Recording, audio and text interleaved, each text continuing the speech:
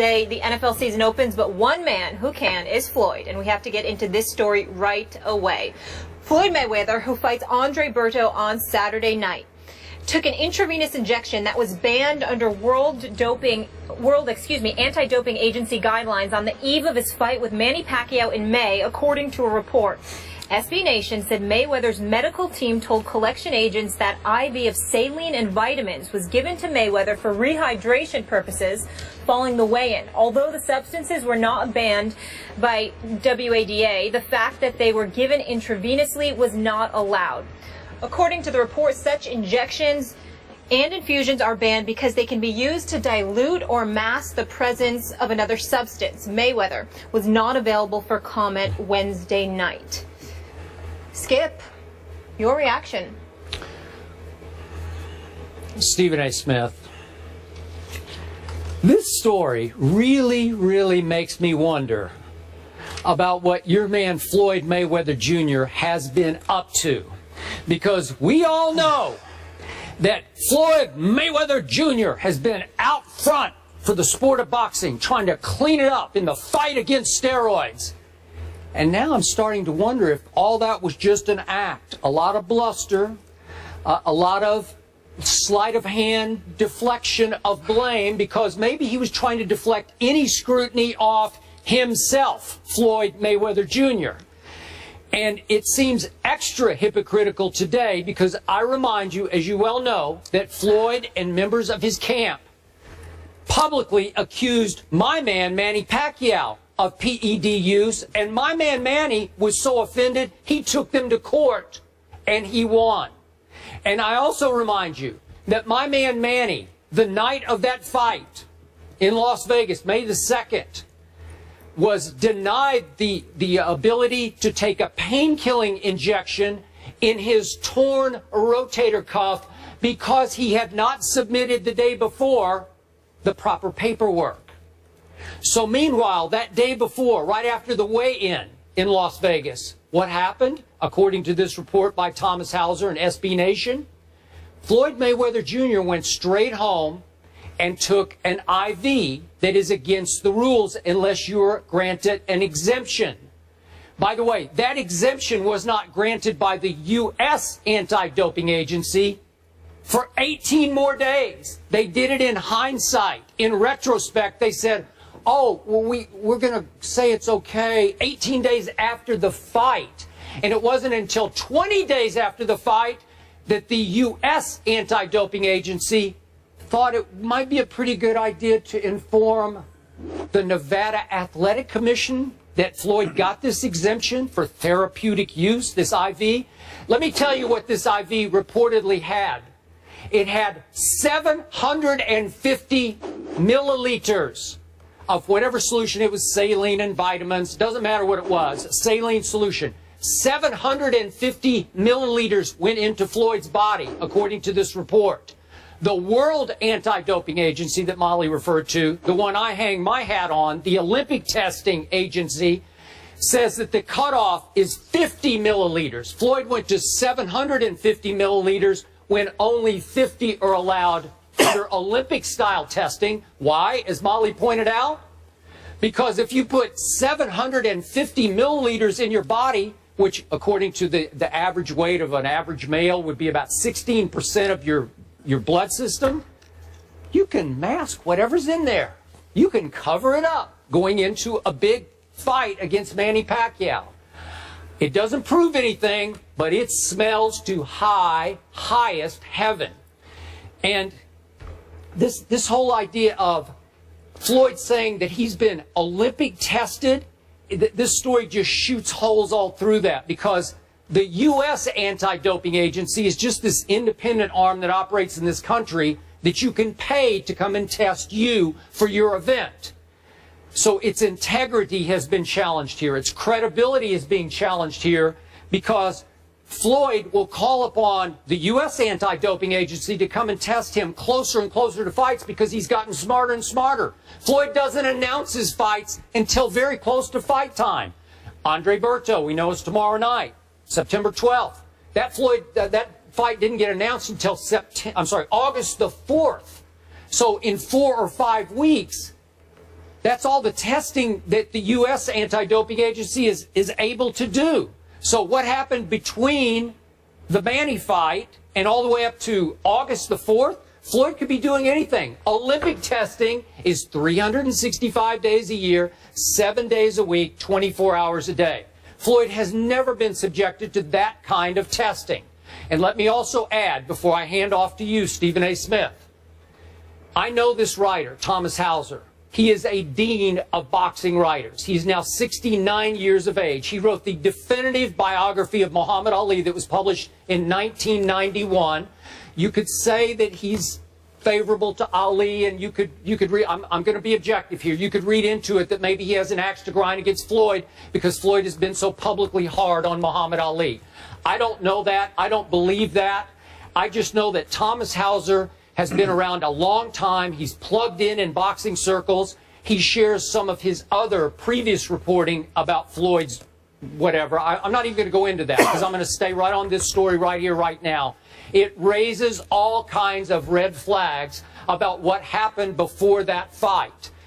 And again, it proves nothing except it just comes across as so outrageously hypocritical after the way that Floyd has treated Manny Pacquiao.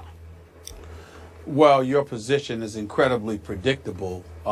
My facial expressions turned very serious once you brought up Thomas Hauser because I want to echo your sentiments. He's highly respected, and regardless of what some may feel about him or whatever, he's been connected to the sport of boxing for quite a long time. He's highly reputable, and it's not my place, your place, nor anyone else's place in this profession to question the work of this man. So I just want to make sure that I throw that out there before we say anything else. I totally agree with you there. Having said all of that, I took the liberty of calling Leonard Ellaby, the business manager and the CEO for Mayweather Promotions. Approximately 30 minutes ago, I got off the phone with him. They're going to issue a press release within the hour, I believe, where they're categorically denying that there's any truth whatsoever to the reports. They're also going to remind the world that Floyd Money Mayweather has never, ever tested positive for drug use, banned substances, or anything of that ilk. They're categorically denying that there's any legitimacy whatsoever to this report. That's what they stand on. They stand on their history and their reputation of having a flawless record when it comes to PED use, intravenous drugs, or whatever the case may be. We understand that. Having said all of that, Skip, allow me to shock you with what I'm about to say. I didn't find anything wrong with what you said. It doesn't matter how I feel, because you know I believe that Floyd Mayweather is the best boxer pound for pound on the planet Earth right now. You know that I consider him a defensive genius. But there is no question that if there is any truth whatsoever to these reports, it smells. It smells. Especially when you consider the fact that Floyd Money Mayweather has been adamant, particularly when it comes to Manny Pacquiao, about being tested, about bringing USADA into the equation, about proclaiming time and time and time again, if you want the best, take the test. I'm not sure I quoted him accurately verbatim, but it was something along those lines. And so when you hear about any kind of shady behavior as it pertains to the allegations being levied against Floyd Money Mayweather, it definitely smells. It's definitely not a good look, and it's incredibly appropriate that all of us get to the bottom of it. I will admit I find it a bit shaky that this information comes out the week of his fight with Berto, his self-proclaimed last fight of his career, literally a little bit more than 48 hours before he fights Andre Berto. And regardless of what we think about Andre Berto in terms of him being a joke, he is 30-3, although he's 3-3 over his last 6 fights. He does have about 23 knockouts on his career. He does have some speed and some power, and if he catches you, he could take you out of there. So we can't assume anything. When I look at all of these things, I do find it a tad bit odd that this report has come out now, particularly considering the fact that this was probably known months ago. But that still doesn't absolve Mayweather from anything if indeed it is true. They did acknowledge that he did take something because he was dehydrated, so he wanted to rehydrate himself. You pointed out how it's 750 milliliters, okay? 250 milliliters of the saline and the multivitamin, and then an additional 500 for the saline along with vitamin C, okay? Now, when you talk about potential PED use, let's be clear about something here, and this is where you and I definitely will part ways. There have been accusations made about Floyd Money Mayweather in the past, although that there was no proof presented. I believe somebody associated with Max Boxing threw something out there about Floyd Money Mayweather working in concert with Golden Boy Promotions and them having, connections with USADA and, brought that to the attention of the Nevada State Athletic Commission. I don't know how far that went, but clearly it didn't go far enough because we never heard anything really about it, okay? But let's be clear, Skip Bayless. The kind of PED use that many suspected Manny Pacquiao of doing with Floyd Money Mayweather, you yourself have said on many occasions, he's a pillow puncher. He's got 26 knockouts. The last real knockout of his career to you was in the late 90s, even though I count Ricky Hatton as a knockout, etc. You kept pointing out how he's devoid of power and what have you. Do not equate Floyd Money Mayweather with Manny Pacquiao.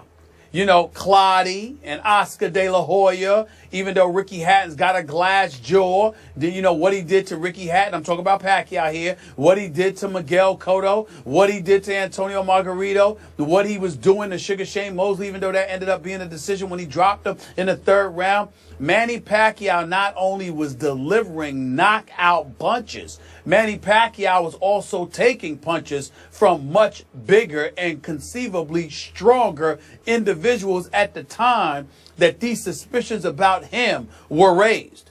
I don't see any of that with Floyd Money Mayweather. We see a guy that's the same size. We see a guy that's devoid of the knockout power. We see a guy that's prepared to go 12 rounds each fight, etc., etc. So although I am willing to say to you that this does need to be investigated and we need to get to the bottom of this, and if indeed any of this is true, Floyd Money Mayweather does come across as a flaming hypocrite if there is truth to this report, I would ask you to keep in mind how they're categorically denying it, how Leonard Ellerbe is scheduled to issue a press release, for Mayweather Promotions, and last but not least, it doesn't compare to what we were seeing from Manny Pacquiao at the height of his stardom. What Manny Pacquiao was doing to cats while moving up in weight was absolutely unequivocally extraordinary.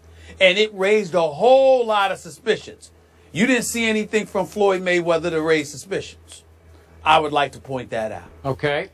Back to your points in order. The timing of this report is timely. At least Floyd's in the news right now. Isn't this the end of his career, potentially? I'm not buying that, but that's what he says. He is going to fight tomorrow night.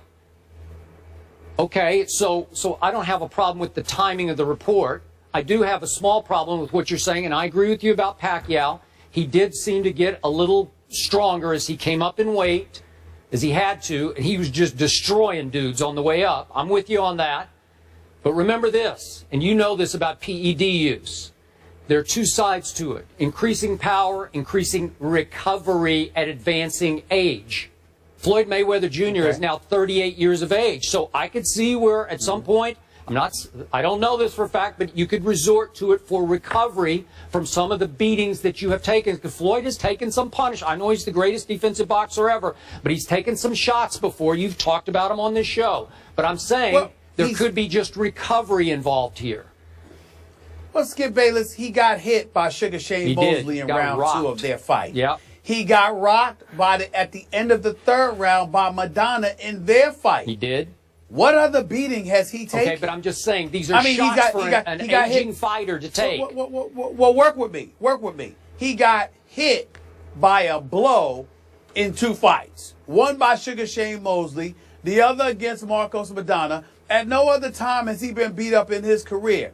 Manny Pacquiao, believe it or not, I've never had a problem with the power that Manny Pacquiao exhibited when he was moving up in weight. Even though others may have, Skip, that wasn't my issue with Pacquiao. You know what my issue was? How he would literally invite you to punch him. Like, bring it on, and literally take punches. Okay. And I said, whoa. Now, Right. when you see the pythons on a guy like Clottey, when they fought at Jerry Jones' $1 billion plate. I know. And I saw this guy take a play. Well, you know, that's what I'm saying. But Stephen A., two are two different things. Manny Pacquiao was born with natural punching power that Floyd never has had. I agree. I'm sorry, you could argue it got That's why I enhanced, said but I'm taking not the arguing that. punches. Okay, now I'm going to close this up by saying you referred to the reports on Max Boxing back in the website back in 2012. Yeah. A lot of those came from the same Thomas Hauser. I just encourage our viewers, if you have a couple of minutes, because it's going to take a couple of minutes, go read Thomas Hauser's report on SB Nation right now, because he goes into detail about all of his past investigations into Floyd's. Well, I'm going to leave it alone because I don't want to accuse Floyd any more than what we did with this IV. Okay, but go read it and then you can make your own conclusions, because he did have one hard evidence that he reported even again today. Before the Guerrero fight, the Mayweather-Guerrero fight, Floyd did have a test that became public by USADA that was a red flag test. It's the testosterone to epitestosterone levels. They were out of balance enough that trust me, the Olympic testers, WADA, the World Anti-Doping, they would have red flagged that one and said, wait a second, we got to retest here. So Thomas Hauser does have that. I'm just saying Floyd doesn't have a spotless record here. It doesn't look. I agree with that. It does not look spotless. He may have some explaining to do, but I'm saying to you, he sort of deserves the benefit of the doubt from the perspective that in the ring we've seen nothing different, whereas we saw something significantly different along the way with Manny Pacquiao. That's all I'm saying. All right, we'll leave it there. We'll continue